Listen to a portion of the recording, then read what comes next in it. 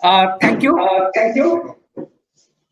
व्यासपीठावर उपस्थित असलेले माननीय श्री ज्ञानेश्वर देसाई, मान्य श्री चंद्रहास भाई गुजराती, माननीय सचिव माननीय मुख्याध्यापक, उपमुख्याध्यापक, संस्थेचे सर्व पदाधिकारी, कर्मचारी, शिक्षक आणि माझ्या विद्यार्थी, प्रताप विद्या मंदिराच्या 103व्या वर्धापन दिनानिमित्त मी सर्व संस्थेच्या पदाधिकाऱ्यांचे अभिनंदन. आम्हा सर्व माजी विद्यार्थ्यांना खरंच खूप अभिमानाचं आहे. शाळेच्या ह्या वाटचालीचं खरंच कौतुक आणि खूप अभिमान.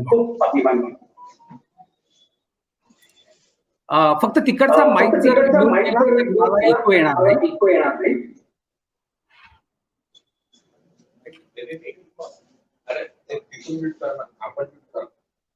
ओके. आज मी स्वतःला भाग्यवान समजतो. 8 दिवसापूर्वी अचानक माननीय माधुरीताईंचा फोन आला आणि त्यांनी शाळेच्या या वर्धापन दिनानिमित्त सांगितलं आणि माझ्यासाठी तर ही खूपच आनंदाची बाब होती. Getting invited as a chief guest for the school event is one of the greatest honor आणि म्हणून मी त्याचा लगेच स्वीकार केला. 35 वर्षानंतर पुन्हा या व्यासपीठावर येण्याचा मला योग येतोय. या व्यासपीठावर यायला अर्थात मी खूप घाबरायचो. जेव्हा वक्तृत्व स्पर्धा व्हायच्या तेव्हा पाय अगदी थरथर कापायचे, पण मी पुश केला जायचो आमच्या प्रिय शिक्षकांकडनं. पण त्यांनीच मला या सर्व गोष्टीतनं कसं बोलायचं, कसं उभं राहायचं, कशी वक्तृत्व स्पर्धा भाग घ्यायची याचं सगळं शिक्षण दिलं. सर्वच शिक्षकांचे मी इथं नाव घेऊ शकणार नाही, पण ह्या सर्वच शिक्षकांनी प्रताप विद्या मंदिराच्या आम्हाला घडवलं, आमच्या बॅचला सुसंस्कृत केलं. मान्य लाड सरांची शिस्त म्हणजे अगदी त्यांच्या रूमच्या जवळ जाण्याची हिंमत बऱ्याच वेळा व्हायची नाही. मान्य श्री केंगे सरांची पॅशन, त्यांची शिकवण्याची आवड आणि मॅथ विषयात त्यांचा असलेला अत्यंत expertise kind of thing. So maths विषय हा आय थिंक मी मान्य केंगे सरांकडनं शिकलो. तसंच मान्य श्री पुंटांबेकर सर, मान्य SD कुलकर्णी सर यांचेही खूप आभार आहेत. मान्य दलाल सर, SR कुलकर्णी सर यांनी क्रीडा क्षेत्रात खूपच रुची निर्माण केली. आणि मला अजूनही आठवतं, आम्ही एका मॅच साठी डिस्ट्रिक्ट लेवलला गेलो होतो आणि जेव्हा ती फायनल मॅच आम्ही जिंकली तेव्हा अगदी मला खांद्यावर घेऊन मिरवल्याचंही आठवतं. आणि सगळ्यात आवर्जून सांगायचं म्हणजे आमच्या क्लास टीचर माननीय मंगलाबाई आमच्या जवळजवळ 2 ते 3 वर्ष क्लास टीचर होत्या. आणि नुसत्या अभ्यासासाठीच नाही, पण कला क्षेत्रात कशी प्रगती करू शकतो किंवा त्याच्यात प्रोत्साहन देऊन आम्हाला त्यांनी खूप पुढे आणलं. अनेक वर्षी आम्हाला वक्तृत्व स्पर्धेत भाषण करण्यासाठी प्रोत्साहन दिलं. अनेक वर्षी त्यांनी वेगवेगळी नाटकं आमच्याकडनं बसवून घेतली आणि एका वर्षीच्या नाटकात एका प्रसंग मला आठवतो. त्या नाटकात ऍक्च्युली जे संभाषण होतं ते जेवण करताना होतं. आणि आमची जेव्हा रंगीत तालीम झाली तेव्हा मला आठवतं, मंगलाबाईंनी त्यांच्या घरून पदार्थ बनवून ते आणले होते आणि खरी रंगीत तालीम आमच्याकडनं करून घेतली होती. किती हे डिवोशन. आम्हा सर्व विद्यार्थ्यांना माणूस बनवण्याचं काम पीव्हीएमच्या शिक्षकांनी केलेलं आहे आणि तेही अगदी निस्वार्थ बुद्धीने, कुठल्याही कमर्शियलायझेशनला बळी न जाता. आणि आज मी बघतो पुण्या मुंबईकडचे शिक्षक जे अगदी एव्हरी 6 मंथ 1 इयर चेंजेस होत असतात आणि त्यांच्यात अगदीच कुठेच तो चोपड्या शिक्षकांचा जो एक पॅशन असते ती कुठेच दिसली नाही. माझ्या कुटुंबातील माझ्या दोन्ही बहिणी डॉक्टर माया भालेराव, डॉक्टर सुजाता किंवा भाऊ दुर्गेश, या सर्वांना या शाळेने या शिक्षकांनी घडवलंय. आणि माझे बॅचचे अनेक मित्र जे आज चांगल्या स्थानावर आहेत आणि मी सगळ्यांचीच नावं घेऊ शकणार नाही, पण त्यातली काही भूषण नवसालिया, डॉक्टर नरेंद्र सिरसाट, संजय सोमाणी, बालकृष्ण, नितीन जैन, शैलेश भावसार, हे सगळेच आज योग्य स्थानावर आणि जीवनात प्रगती केलेली आहेत. 2च दिवसापूर्वी जेव्हा मला हा मेसेज मिळाला तेव्हा मी आमच्या त्या चोपड्या ग्रुपवर, स्कूलच्या ग्रुपवर हा मेसेज टाकला आणि त्यांना सांगितलं की I am invited for this function. तेव्हा अगदी सगळ्यांनाच अगदी स्वतःलाच इन्व्हायटेशन आल्याचा आणि स्वतःच या समारंभात बोलत असण्याचा त्यांना सगळ्यांना अभिमान वाटला. मला कॉलेजात, शाळेनंतर किंवा युनिव्हर्सिटीनंतर अनेक पारितोषिक मिळाले. व्यावसायिक जीवनातही अनेक अवॉर्ड्स मिळाले. पण चोपड्याच्या पीव्हीएम शाळेत 10वीत प्रथम येण्याचा आणि प्रवेशद्वाराजवळ जे बोर्ड आहे त्या बोर्डवर नाव असण्याचा जेवढा अभिमान आहे तेवढा कुठल्याच अवॉर्डमध्ये नाही. तो सगळ्यात अमूल्य साठा आज माझ्याकडे आहे. मित्रांनो, आजचा विषय आहे बदलते जग, बदलते शिक्षण. शिक्षण क्षेत्रात माझा तसा फारसा नंतर संबंध आला नाही, पण अनेक वर्ष इमर्जिंग टेक्नॉलॉजीमध्ये काम करण्याची मला संधी मिळाली. इनफॅक्ट जी डिजिटल टेक्नॉलॉजी आज आपण म्हणतो त्यात मी फारच अनेक वर्षापासून निगडीत आहे आणि अनेक परदेशी किंवा देशी कंपन्यांना ही डिजिटल टेक्नॉलॉजी कशी आत्मसात करायची याचं आम्ही सल्ला देत असतो.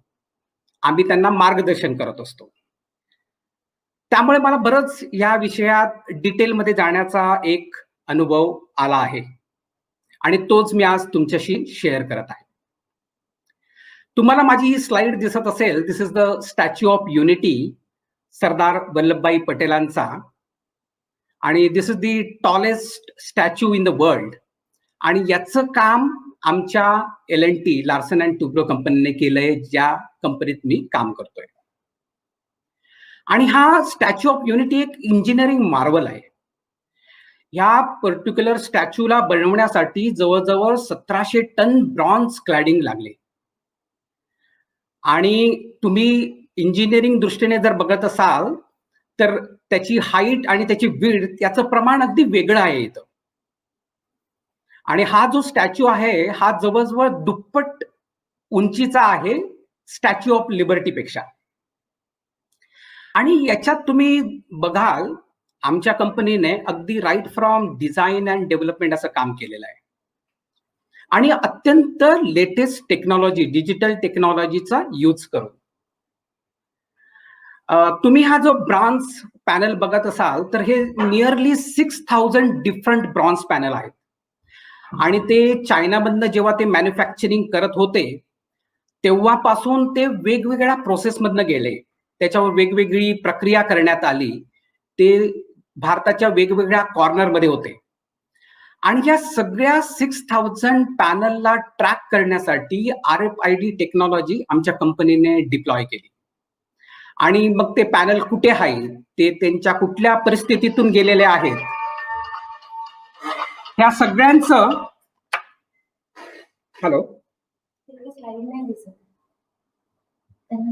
स्लाइड्स का? एक मिनिट.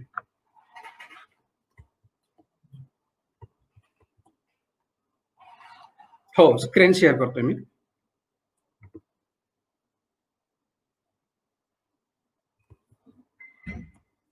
आता दिसतोय?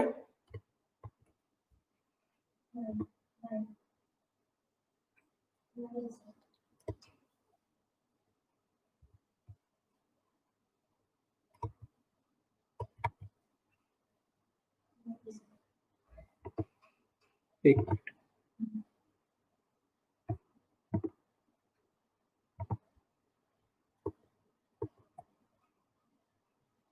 आता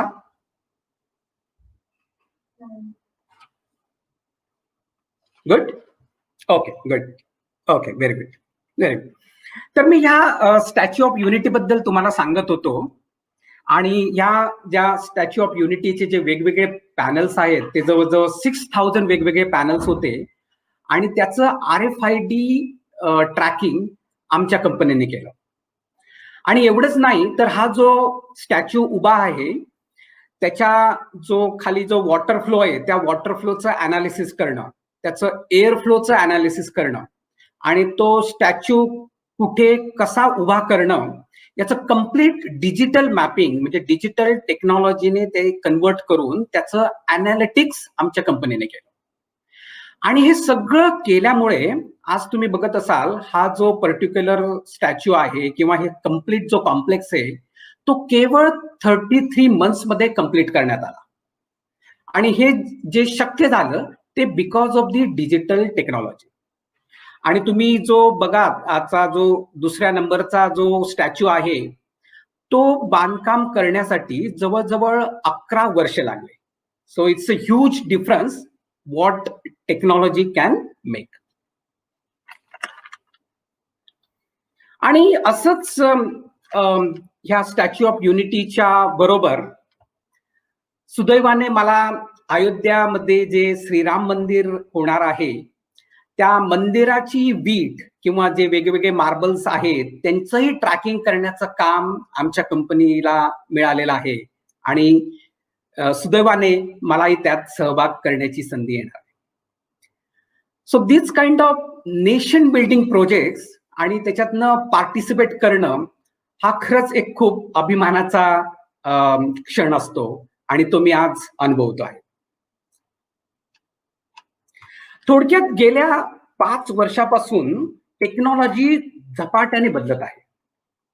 कॉम्प्युटर हार्डवेअर मधली प्रगती, क्लाउड टेक्नॉलॉजी, डिफरंट सेन्सर्स मधली जी प्रगती होते या सर्वांमुळे आज नवे नवे उद्योग निर्माण होत आहेत. आणि अगदी उदाहरण द्यायचं म्हटलं तर कुठलीही किंवा एकही टॅक्सी नसताना उबर आणि ओला आज जगातले सगळ्यात मोठे टॅक्सी ऑपरेटर झाले आहेत. आणि हे शक्य झालं बिकॉज ऑफ ओनली टेक्नॉलॉजी. दुसरं उदाहरण तुम्हाला थोडक्यात देण्याचा मी प्रयत्न करतोय ते प्रिसिजन ऍग्रिकल्चर द्वारे.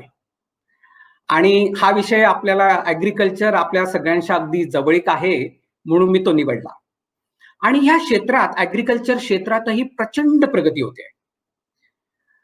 उदाहरण द्यायचं म्हटलं तर तुमची जी सॉइल आहे त्याच्यात कुठल्या टाईपचे मिनरल्स आहेत हे सगळे सेन्सरद्वारे इन्फॉर्मेशन कॅप्चर केली जाते.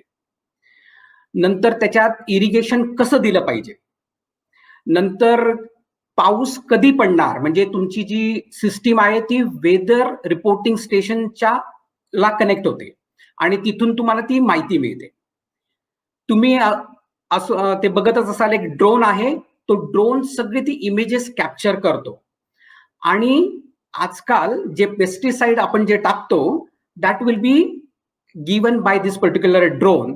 आणि हा ड्रोन अगदी ॲक्युरेट ते पेस्टिसाइड्स त्या सगळ्या रोपांवर फवारणार. तुम्ही दुसरं चित्र बघत असाल एक पॅडचं जिथं अगदी त्या ईच रोपांची माहिती त्या पॅडवर आलेली असते आणि त्याची प्रत्येक स्टेप मधली ग्रोथ ही कॅप्चर केलेली जाते. आणि ह्या सगळ्या सिस्टीममुळे आणि त्याच्या त्या इंटिग्रेटेड इन्फॉर्मेशनमुळे आज ऍग्रिकल्चरमध्ये प्रचंड प्रगती होते. अनेक देशात ही ऑलरेडी सिस्टीम इम्प्लिमेंट केलेली आहे आणि याला म्हणतात स्मार्ट फार्मिंग किंवा अचूक शेती.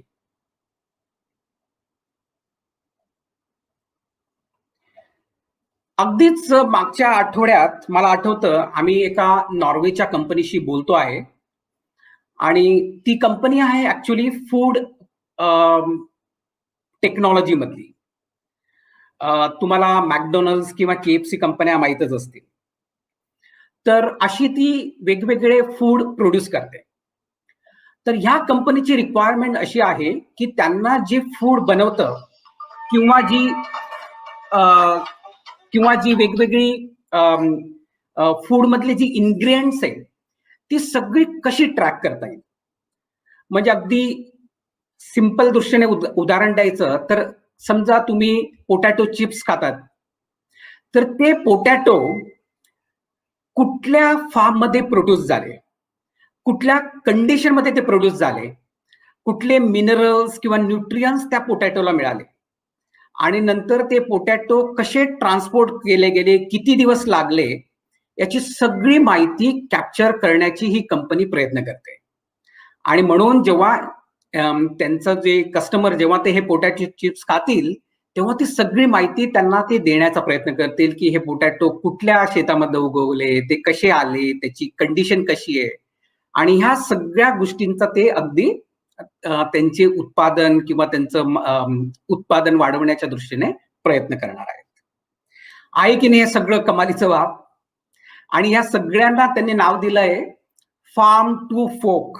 म्हणजे अगदी फार्म पासून एखादी वस्तू तुमच्या प्लेटमध्ये कशी येते याचं कम्प्लीट त्याचं डिटेल्स ग्राहकांना देणं.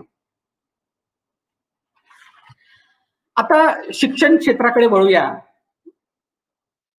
आणि तुम्ही अनेक वेगवेगळ्या टर्म्स या शिक्षण क्षेत्रात किंवा टेक्नॉलॉजीच्या माध्यमातून तुम्ही ऐकत असाल. कोविडमुळे तर याच्यात खूपच बदल घडून येत आहे. आणि आमचं उदाहरण द्यायचं IT इंडस्ट्रीचं तर गेल्या जवळजवळ 7 ते 8 महिन्यापासून आमचे सगळे इंजिनियर्स घरूनच काम करतायत. पूर्वी ते मोठ्या शहरात होते, पण आता ते सगळे इंजिनियर्स त्यांच्या गावी म्हणजे छोट्या शहरात गेलेले आहेत आणि तिथूनही ते आज कनेक्टेड आहेत. आणि कुठल्याही प्रॉडक्टिव्हिटीला फरक पडलेला नाही. जे काम ते मोठ्या शहरात ऑफिसमध्ये करून बसून करायचे तेच काम ते आजही करतात. आणि हे सगळं शक्य झालं बिकॉज ऑफ दी टेक्नॉलॉजी आणि because of the advances in the technology. आणि हे सगळं जे टेक्नॉलॉजीचं जे ट्रान्सफॉर्मेशन ते होतंय ते शिक्षण क्षेत्रातही फार झपाट्याने येत आहे. आणि आज तुम्ही सगळेच आणि इनफॅक्ट मला अभिमान वाटतो PVM सारख्या शाळेचंही जे अगदी डिजिटल एज्युकेशन जे चालू आहे ते खरंच अभिमानास्पद आहे. तर आर्टिफिशियल इंटेलिजन्स मध्ये बरीच क्रांती होते. आणि थोडक्यात सांगायचं म्हणजे आर्टिफिशियल इंटेलिजन्स म्हणजे कृत्रिम बुद्धिमत्ता. आणि ह्या आर्टिफिशियल किंवा AI मुळे विद्यार्थ्यांच्या शिक्षण पद्धतीत किंवा the way teacher is teaching आमूलाग्र बदल होतोय. कारण ही जी AI टेक्नॉलॉजी आहे ही डायरेक्टली तुमच्या मेंदूशी संपर्क साधते. तुमच्या मेंदूमधला डेटा कॅप्चर करते आणि त्याबरोबर व्हिडिओ अनालिटिक्सद्वारे तुमच्या चेहऱ्याचे हावभाव किंवा तुमच्या चेहऱ्याचे एक्सप्रेशन कॅप्चर करून ही तो विद्यार्थी एखादा विषय कितपत समजत आहे याचं अनालिसिस करते. आणि त्यामुळे काय झालंय की प्रत्येक विद्यार्थी एखादा विषय कसा समजवतोय, त्याला कसं कळतंय हे ऑटोमॅटिक ह्या सिस्टीमला कळतंय. आणि त्यामुळे काय होतंय की पर्सनलाइज एज्युकेशनचा हा ट्रेंड एक नवीन निर्माण झालेला आहे. म्हणजे एखाद्या विद्यार्थ्याला त्याच्या गतीप्रमाणे कसं शिकवायचं, त्याला एखादा विषय समजा कठीण वाटला तर तो विषय कसा रिपीट करायचा हे ह्या AI सिस्टीममुळे सहज शक्य झालेलं आहे. आणि म्हणून आजकाल जे पूर्वी मला आठवतं म्हणजे आमचे शिक्षक जवळजवळ 30 ते 40 विद्यार्थ्यांना संबोधित करायचे, पण त्याच्यातले काही विद्यार्थी सहज ते आकलन करायचे, पण काही विद्यार्थ्यांना वेळ लागायचा. पण शिक्षक त्यावेळी अनेबल होते अंडरस्टँड किंवा they cannot go with the different kind of speed, but now because of AI it is becoming possible. आणि दुसरं एक उदाहरण द्यायचं म्हणजे आमच्या शिक्षकांना आता एक नवीन चॅलेंज आहे. आणि एक नवीन शिक्षक येतोय आणि त्याचं नाव आहे एज्युकेशन बॉट. इनफॅक्ट आम्ही बरेच ह्या बॉटवर काम करतोय. ह्या बॉटला अधिकाधिक कसं अत्याधुनिक बनवायचं, आणि याला चॅटबॉट म्हणतात, आणि तो एज्युकेशन मध्ये फार वेगाने प्रगती करतोय. आणि हा जो शिक्षक आहे, हा जो व्हर्च्युअल किंवा डिजिटल शिक्षक आहे, हा 24 तास अवेलेबल आहे. या शिक्षकाला प्रचंड ज्ञान आहे, त्याच्याकडे प्रचंड डेटा आहे, because this bot actually connects to your internet data systems. त्यामुळे अगदी कुठल्याही प्रश्नाला उत्तर देण्याची ह्या बॉटची कपॅसिटी आहे.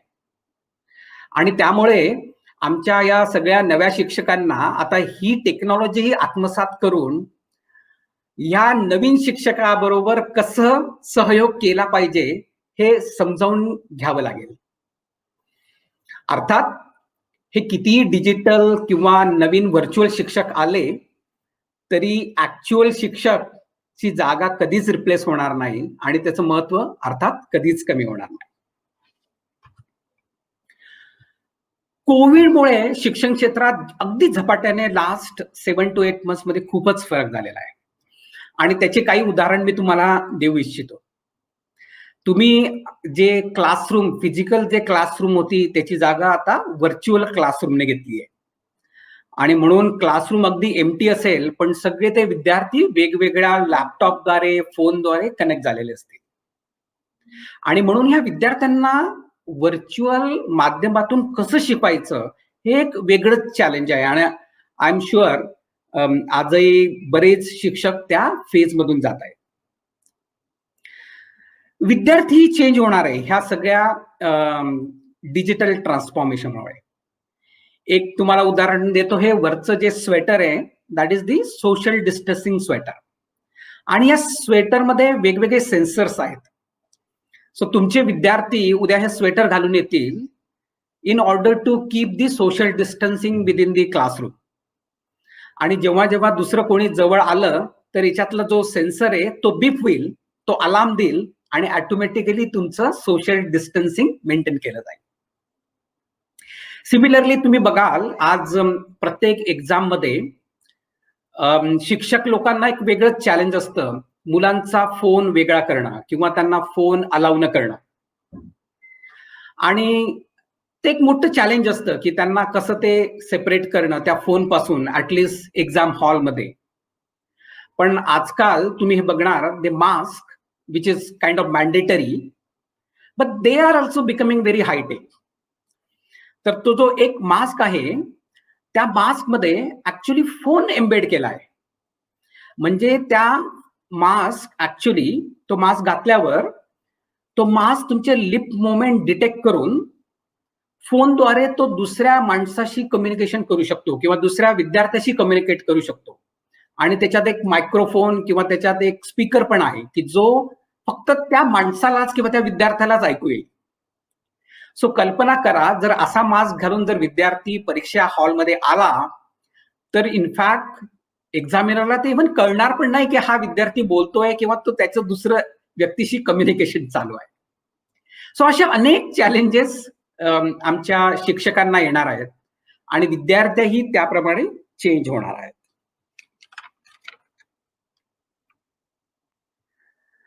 आता शिक्षकांनंतर विद्यार्थ्यांकडे वळूया.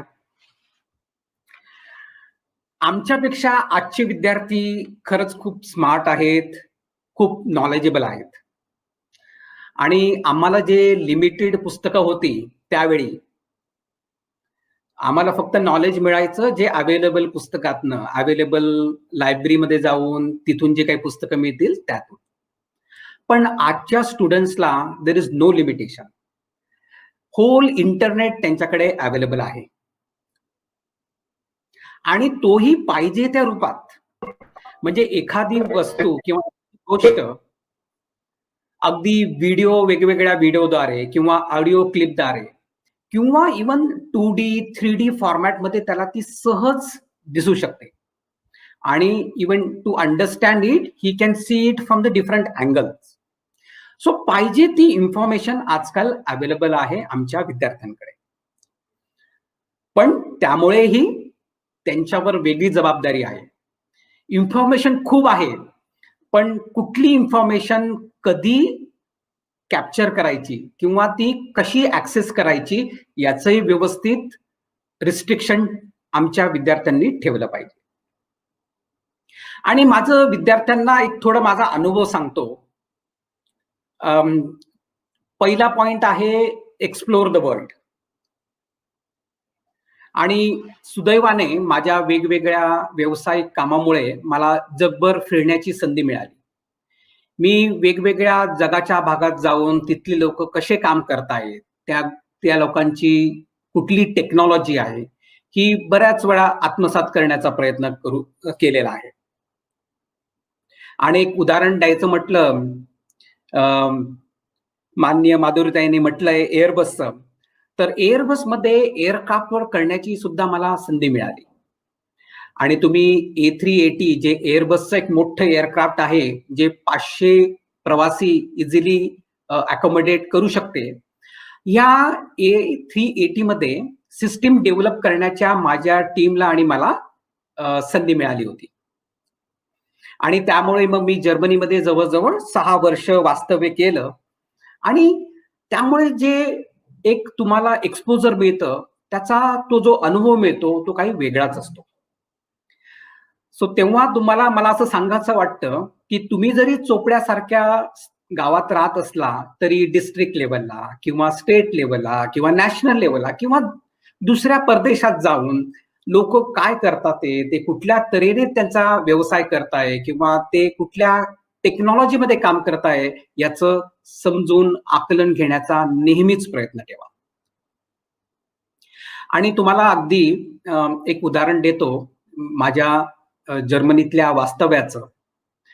मी जेव्हा जर्मनीत होतो तेव्हा बऱ्याच वेळा युरोपमध्ये वेगवेगळ्या देशांना व्यवसायाच्या निमित्ताने जावं लागायचं. आणि जवळजवळ एव्हरी वीक मध्ये अशी ट्रॅव्हल असायची. आणि तेव्हा मी ही जर्मनीची जी टॅक्सी सिस्टीम आहे किंवा टॅक्सी ड्रायव्हर बरोबर बराच माझा संबंध यायचा. तर त्याचं एक उदाहरण द्यायचं म्हटलं की मी जेव्हा जेव्हा टॅक्सी ऑर्डर केली तेव्हा तेव्हा ती अगदी व्यवस्थित 5 ते 10 मिनिटं अगोदर येऊन थांबलेली आहे. आणि मी जेव्हा जेव्हा ही टॅक्सी यूज केली किंवा जेव्हा जेव्हा मी त्याला रिलीज करायचो तेव्हा तेव्हा कधीही मला त्यांनी त्या सुट्या पैशासाठी किंवा मनी एक्सचेंजसाठी थांबवलं नाही. अगदी पंक्च्युलॅरिटी, अगदी जो ऍड्रेस दिलेला आहे त्या ऍड्रेसवर पोहोचण्याचं हे सगळे टॅक्सी ड्रायव्हर एक्सपर्ट होते. आणि ते का एक्सपर्ट झाले? कारण ते त्यांच्या व्यवसायावर त्यांची तिची निष्ठा आणि त्याच्यावर अगदी मास्टरी मिळवण्याचे त्यांचे प्रयत्न. सो थोडक्यात सांगायचं काय की अगदी कुठलाही व्यवसाय असो, कुठलंही काम असो, त्याच्यात अगदी मास्टरी मिळवणं हे सगळ्यात महत्वाचं आहे. आणि आणखीन एक मला असं सांगावं वाटतं की कुठलंही काम किंवा कुठलाही व्यवसाय हा कमी जास्त कधीच नसतो. म्हणजे तो टॅक्सी चालवणं असो किंवा दुसरं कुठलंही काम असो. आणि अगदी एक मार्टिन लुथरचं एक वाक्य आहे आणि तो म्हणाला होता की अगदी तुम्ही झाडू जरी मारत असाल किंवा साफसफाई जरी करत असाल तरी अशा पद्धतीने साफसफाई करा की जगातला कुठलाच व्यक्ती तुमच्यासारखा झाडू मारू शकणार नाही. तुम्ही तेवढा त्याच्यात एक्सपर्ट व्हा. आणि हेच खरं जर मास्टरी तुम्ही कुठल्याही कामात मिळवली तर तेच खरं तुम्हाला अगदी उच्च स्थानावर नेईल. तुम्ही अगदी जे यशस्वी जे सगळे व्यक्ती आहेत, उसेन बोल्ट किंवा रॉजर फेडरर किंवा अगदी विराट कोहली, हे सगळे व्यक्ती तुम्ही जेव्हा बघाल तेव्हा ह्या व्यक्तींमध्ये आणि त्यांचे जे नियरेस्ट कॉम्पिटिटर्स आहे यामध्ये फारसा फरक नाही. अगदी हुसेन बोल्ट जो त्याची 100 मीटर कॉम्पिटिशन जिंकतो ती अगदी काही सेकंदाच्या फरकाने. पण का? कारण त्याने ती त्याच्यावर मास्टरी मिळवलेली आहे. आणि म्हणून कुठल्याही क्षेत्रात मास्टरी मिळवणं हे अगदीच फार महत्वाचं. आणि पुन्हा जिद्द आणि चिकाटी ही अल्सो फारच महत्वाची आहे. अगदी मला मागच्या आठवड्यात एक मराठी चित्रपट बघण्याची पुन्हा संधी मिळाली आणि तो चित्रपट होता दादासाहेब फाळकेंचा हरिश्चंद्राची फॅक्टरी. आणि बऱ्याच तुम्ही लोकांनीही बघितला असेल तो. आणि त्यात जे श्री फाळकेंनी जे प्रयत्न केले की जी व्हिडिओ टेक्नॉलॉजी आत्मसात करण्याचं, आणि ते आत्मसात करण्यासाठी त्यांच्याकडे जेवढ्या काही वस्तू घरातल्या होत्या त्या सगळ्या विकत टाकल्या, पाहिजे ते खटाटोप केले. लंडनला जाण्यासाठी पैसे नसतानाही इकडनं तिकडनं पैसे गोळा करून ते लंडनला गेले आणि टेक्नॉलॉजी ती आत्मसात केली. एक खरंच अशी जिद्द किंवा अशी धडपड जर असली तर कुठल्याही क्षेत्रात तुम्ही यशस्वी होऊ शकता. आणि सांगायचं म्हटलं तर कुठलीही कॉमन गोष्ट तुम्ही जर ती अनकॉमन वेने जर करत असाल तर जग ते नेहमीच तुमच्याकडे अट्रॅक्ट होतं. आणि अशी गोष्ट करा की जी अगदी साधी आहे, need not be a very different things, पण जी अनकॉमन पद्धतीने करून तुम्ही तुमचं स्वतःचं स्थान त्याच्यात निर्माण करा. आणि म्हणून मी म्हणतो की ऑलवेज ड्रीम बिग. जो ड्रीम करतो तोच यशस्वी होतो. तुम्ही अगदी इतिहासातले उदाहरण बघत असाल, ज्या व्यक्तीने राजा होण्याची किंवा किंग होण्याची ड्रीम केली तोच व्यक्ती राजा झालेला आहे आणि तोच यशस्वी झालेला आहे. पण ड्रीम करण्याबरोबर नुसतंच ड्रीम करू नका आणि तिथंच थांबू नका. सगळ्यात महत्वाचं, आणि बरेचसे लोक इन्क्लुडिंग माझ्यासारखे लोक सुद्धा बऱ्याच वेळा खूप गोष्टी ड्रीम करतात, पण त्याच्या ऍक्च्युअल इम्प्लिमेंटेशन करणं किंवा ते स्टार्ट करणं हे सगळ्यात महत्वाचं आहे. So even though you start small, but initiate some action, take some action, आणि ते खूप महत्वाचं आहे.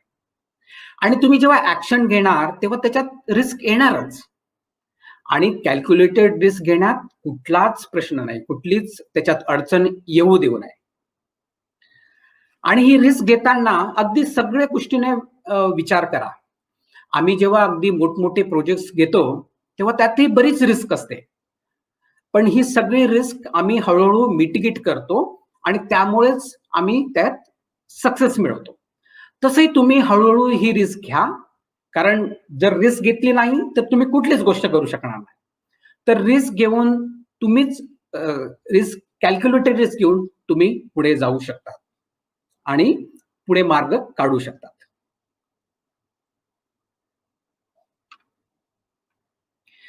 एक उदाहरण द्यायचं, आणि ते तुम्हाला माहीतच असेल, अब्राहम लिंकनचं.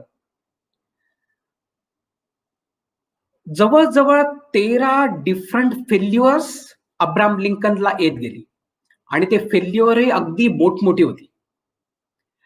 या फेल्युअरमुळे अनेक वर्ष अब्राहम लिंकन निराशेच्या गर्तेत होता, पण त्याने त्याची ती हिंमत सोडली नाही.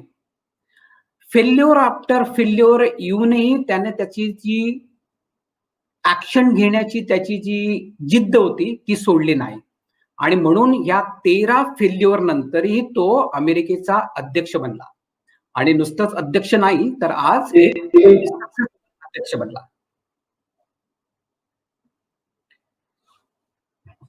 सो थोडक्यात सांगायचं म्हणजे या सर्व गोष्टींचा तुम्ही अगदी आत्मसात करा.